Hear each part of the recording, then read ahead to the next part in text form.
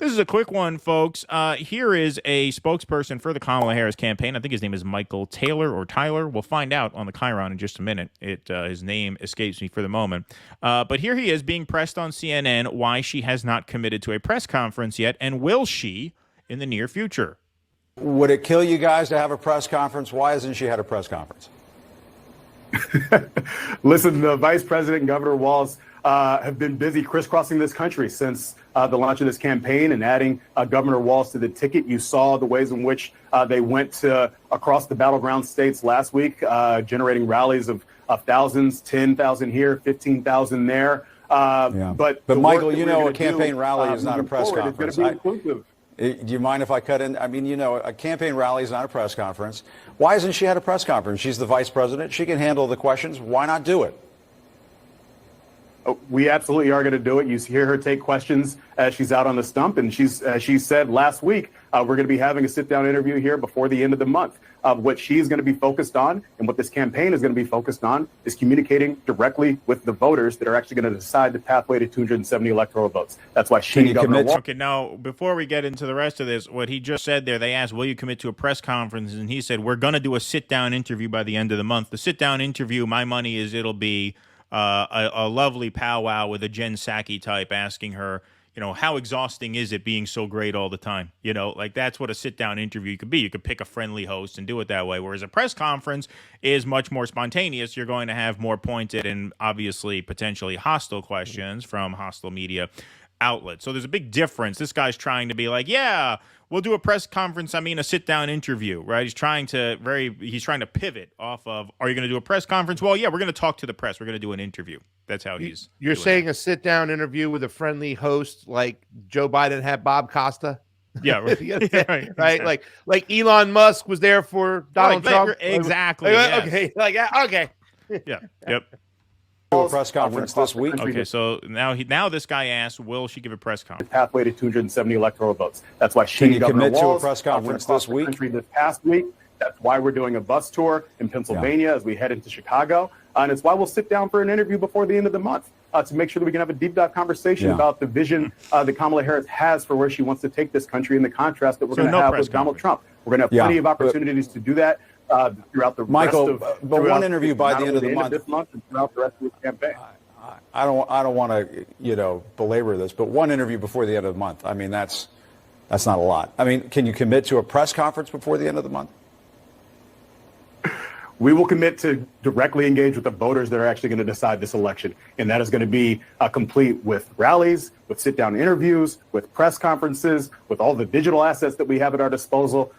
Okay, so yeah, no commitment to a press conference by the end of the month. So look, they're obviously trying to hide her from the press, and why wouldn't they? Look, there was a poll that came out in mid-July, this was before Biden dropped out, that had Trump beating Biden pretty badly, but Trump losing pretty badly to a, quote, younger Democrat, a generic, nameless, faceless younger Democrat actually beats Trump. Whereas Biden obviously lost. And so they're obviously the effort on the Democrats' part is to make Kamala as generic as possible by exposing her as little as they possibly can. And it is the responsibility of the Trump campaign to blunt her momentum if they want her to sit down for a press conference. Asking Kamala to sit down for a press conference now would be like if you're in a football game and the other team is running the ball every single play, getting 10 yards a run, and they're up 2 touchdowns on you. Why don't you throw a pass? Well, because in football, you don't throw a pass until you have to throw a pass. Because when you throw a pass, 2 out of 3 outcomes are bad. It's either incomplete, an interception, or a catch. And so they're not going to take a risk and put themselves in danger of being exposed in a negative light unless they have to. So if you are the Trump campaign and you want Kamala to sit down for a press conference, you have to figure out a way to blunt this momentum. Otherwise, there's nothing in it for her to do it. And she's not going to do it unless there's something in it for her to do it. You can't really fault her campaign for that. That's just good politics. And so, yeah, is it sleazy that they're hiding her from the public? Yeah, because they're trying to win on nothing. You know why? Because they have polling that says nothing beats Trump, because Trump is not a popular figure.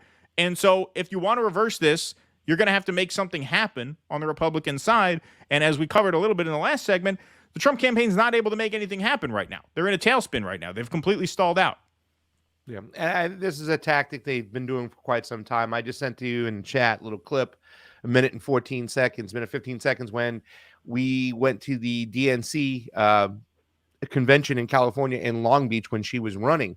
And we got into the press conference room. You can tell when I started asking her a question, it was one of those uncontrolled rooms. The look on her face is like, who is this asking me a question? And please, God, don't make it a tough question, right? And I've been around where Kamala Harris has come out of rooms and there's been cameras and microphones there, and she's ignored it to go dancing with the band and whatnot. I mean, this is what they do. And they have nothing positive to run on. So like you say, run on nothing, and that means hide the candidate from any type of hard questioning, keep them in their own echo chamber, stay on message. I mean, that's why Joe Biden has been touting, I did a good job, because he wants you to believe that Democratic policies are better than Republican policies. So even though he's got to step down with a broken heart and a heavy hand, or whichever way it is, a heavy heart and a broken hand, who knows, he's got a broken brain, you know what I'm saying? Right. They're running on nothing because they have nothing to tout. So all they could do is hide.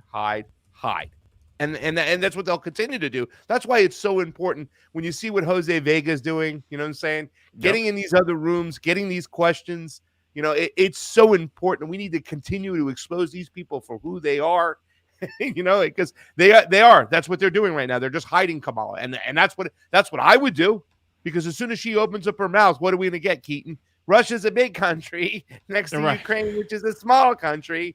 I mean, the woman never has anything bright to say whatsoever. Please clap.